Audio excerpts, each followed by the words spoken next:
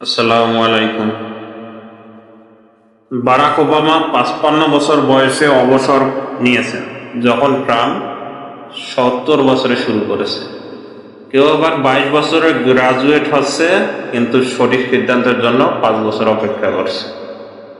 আবার কেউ ২৭ বছরে কোনো কোম্পানির সিইও আছে, ৫০ বছরে মারা যাচ্ছে, যখন কেউ সেই ৫০ বছরে আবার সিইও হয়ে ৯০ বছর বেঁচে আছে।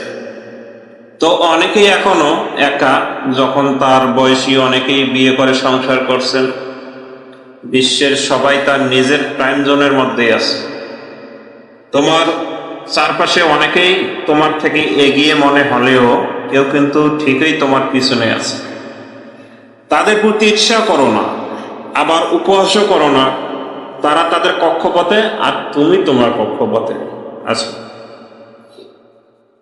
তো জীবন হচ্ছে কাজের সঠিক সময়ের জন্য অপেক্ষা মাত্র। সুতরাং রিল্যাক্স। তুমি অন্যের থেকে এগিয়েও নেই, তেমনি পিছিয়েও নেই। তুমি সত্যিকার অর্থে সঠিক সময়ে সঠিক স্থানেই আছো। হয়তো সময় মতো সঠিক জায়গায় পৌঁছে যাবে ইনশাআল্লাহ। আল্লাহ সবাইকে হেফাজত করুক, আমিন।